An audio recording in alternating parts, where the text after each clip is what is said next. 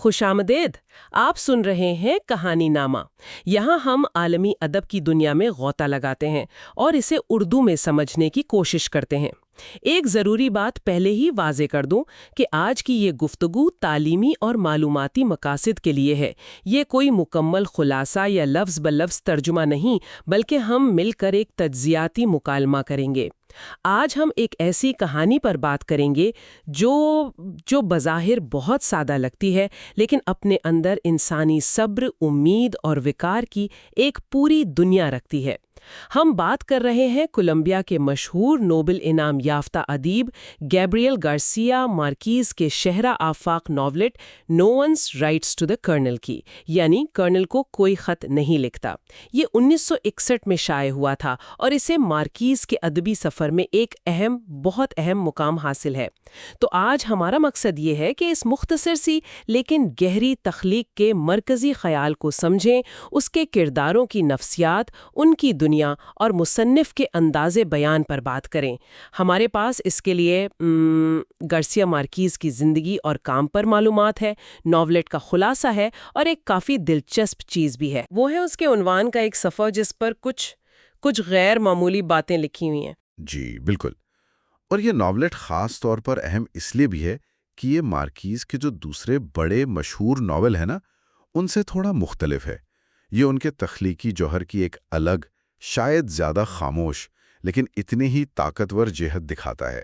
अच्छा, तो फिर आइए बात मुसन्निफ से ही शुरू करते हैं। गैब्रियल गार्सिया मार्कीज़, ये नाम तो अदब से दिलचस्पी रखने वाले तकरीबन सभी लोग जानते हैं। उनकी शख्सियत, उनके काम के बारे में कुछ बताइए ना। गैब्रियल गार्सिया मार्कीज़, जिन्हें लोग प्यार से गाबो भी कहते थे, वो बिलाशुबा 20वीं सदी के अजीम तरीन लिखने वालों में से एक हैं। कोलंबिया में पैदा हुए, वो सिर्फ नॉवल निगार नहीं थे, वो बेहतरीन कहानी नवीज़ भी थे और एक बहुत बाअसर सहाफ़ी भी। इनका ताल्लुक लातीनी अमेरिका से था और असल में इन्होंने उसी खित्ते की कहानियाँ, वहाँ के लोगों के ख्वाब, उनके दुख, उनकी जद्दोजहद को इससे दुनिया तक पहुँचाया। और इनका नाम आते ही फौरन जहन में जादुई हकीकत पसंदी यानी मैजिकल रियलिज्म की इस्तिलाह आती है। ये क्या चीज़ है और मार्कीज़ के काम में इसकी क्या अहमियत है? हाँ, ये एक बहुत ही दिलचस्प अदबी अंदाज है। देखिए, जादुई हकीकत पसंदी का मतलब है कि रोज़मर्रा की ज़िंदगी जो बिल्कुल आम सी हकीकत लगती है ना, उसी के साथ साथ कोई गैर मामूली, नाकाबिले यकीन या जादुई वाक़या इस तरह बयान कर दिया जाए कि वो बिल्कुल फितरी लगे, मामूल का हिस्सा लगे। मार्कीज़ इस अंदाज के सबसे बड़े लिखने वालों में से हैं। उनके जो मशहूर तरीन नावल हैं जैसे तन्हाई के 100 साल, 100 Years of Solitude, वो इसी की बेहतरीन मिसालें हैं। उनमें तारीख, ख़ानदान, मोहब्बत, जंग, मौत, इन सब के बयान में हकीकत और तख़य्युल वो आपस में बिल्कुल मिले जुले नज़र आते हैं। लेकिन एक सवाल है, क्या कर्नल को कोई खत नहीं लिखता में भी यही जादुई हकीकत पसंदी नजर आती है? क्योंकि ये कहानी तो मुझे काफी हकीकी बल्कि सख्त हकीकत के करीब लगी। आपने बिल्कुल सही नुक्ता पकड़ा। ये बात अहम है। मार्कीज़ मशहूर तो जादुई हकीकत पसंदी के लिए हैं, लेकिन कर्नल में ये अंदाज तकरीबन नहीं है। यहाँ हकीकत ज़्यादा खुरदुरी है, ज़्यादा बेरहम है। जादुई चीज़ों की बजाय यहाँ जोर इंसानी रूह की मजबूती पर है, सब्र पर और इंतज़ार की लंबाई पर है। अगर कोई गैर मामूली बात है तो वो शायद खुद कर्नल का वो यकीन है, वो उम्मीद है जो टूटती नहीं, जो बज़ाहिर गैर मंतिकी लगती है।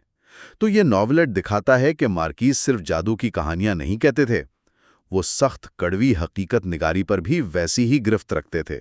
ये उनके फ़न की वसअत है। और इनके काम को दुनिया भर में सराहा भी गया। नोबेल इनाम मिलना तो इसका सबसे बड़ा सबूत है। बिल्कुल।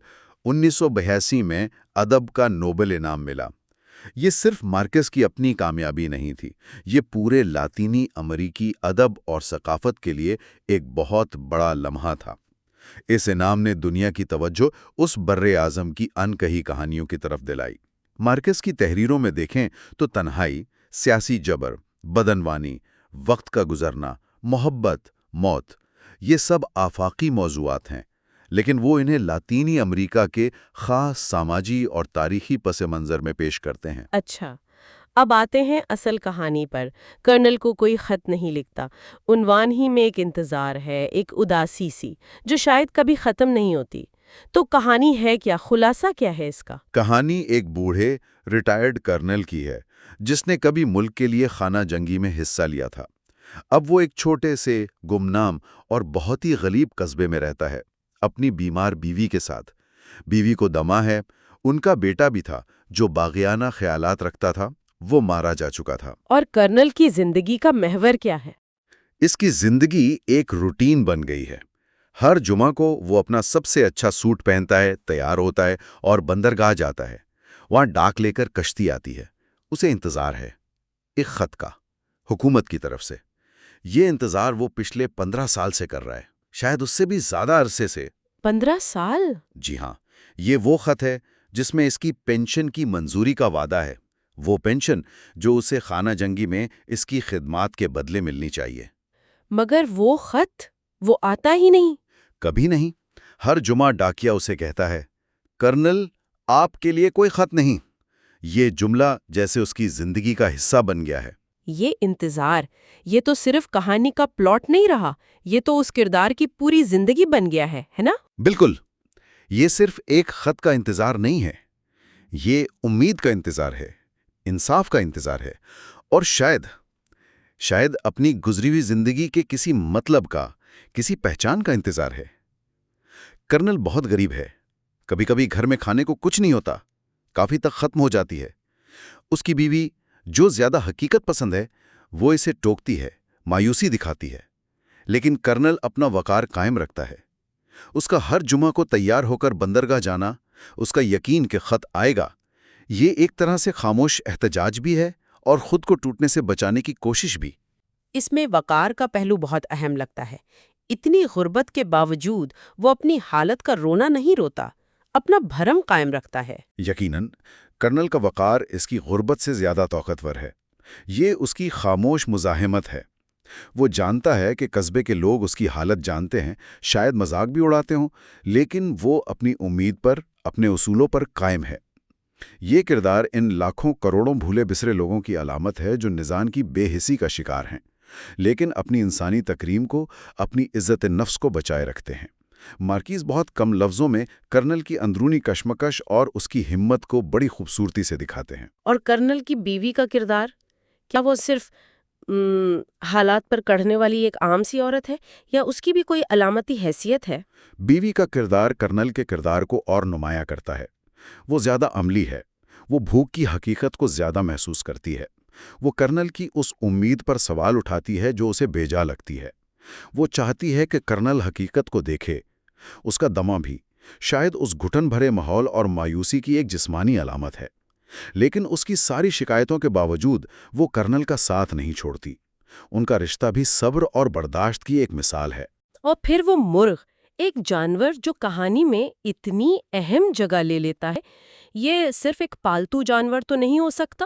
ہرگز نہیں۔ وہ مرغ، روسٹر، اس کہانی کا ایک بہت اہم اور کئی پہلوؤں والا نشان ہے۔ ایک تو وہ کرنل کے مقتول بیٹے کی آخری نشانی ہے، تو وہ ماضی سے جڑا ہے، کھوئی ہوئی امیدوں سے۔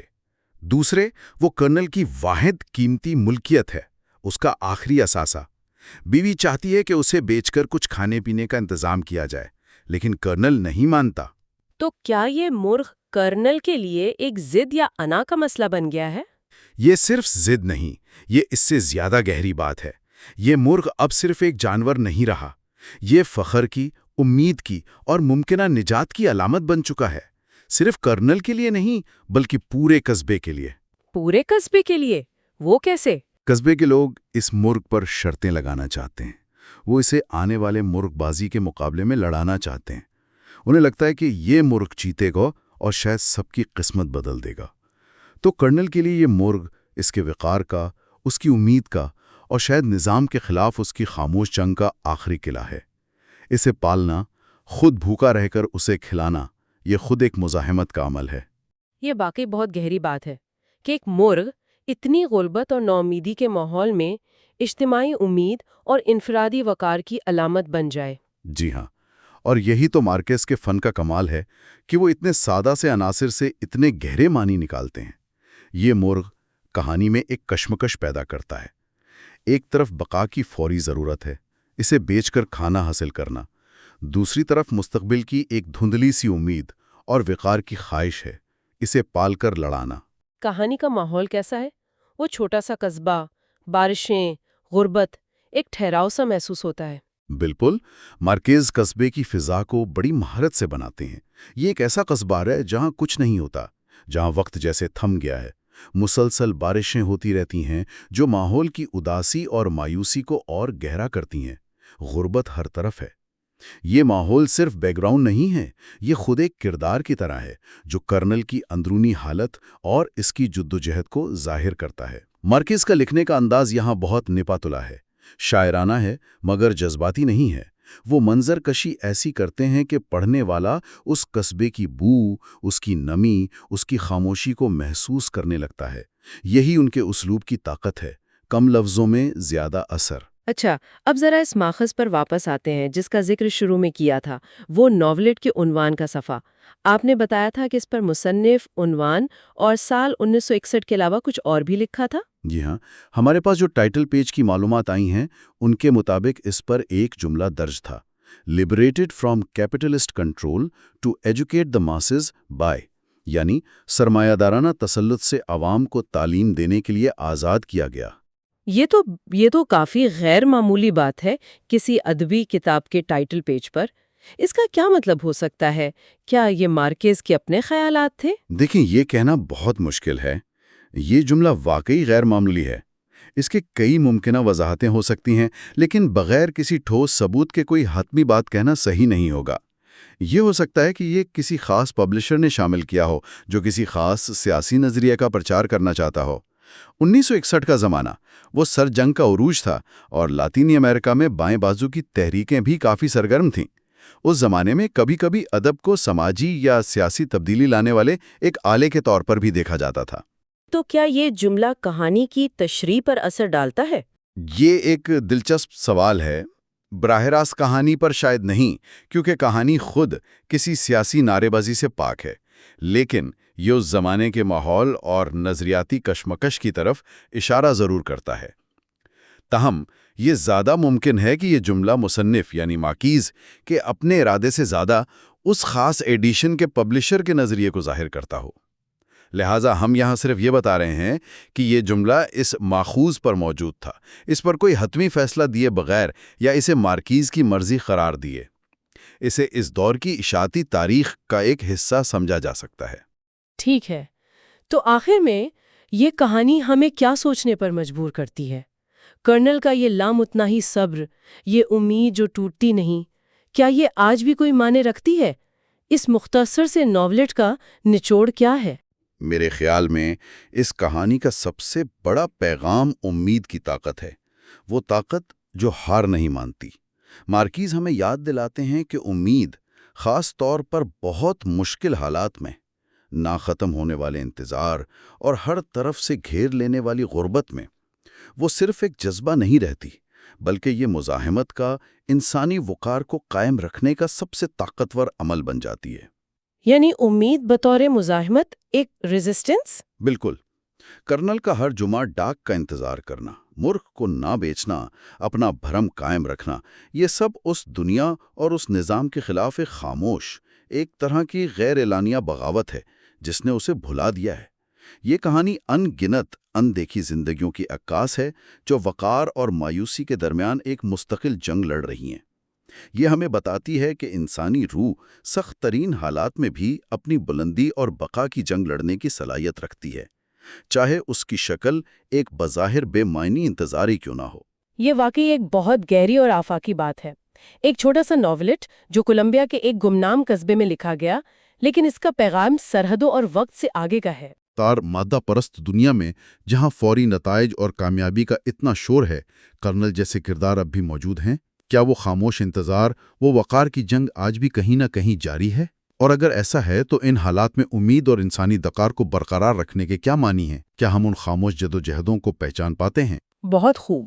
گیبریل گارسیا مارکیز اور ان کے لازوال ناولٹ کرنل کو کوئی خط نہیں لکھتا پر یہ ایک واقعی فکر انگیز گفتگو تھی۔ اگر آپ کو ادب پر ہماری یہ کاوش پسند آئے تو کہانی ناموں کو لائک کریں، اپنے دوستوں احباب میں شیئر کریں اور سبسکرائب ضرور کریں تاکہ ہم مل کر ادب کے ایسے مزید جہانوں کی سیر جاری رکھ سکیں۔ آپ کے وقت اور توجہ کا بہت شکریہ۔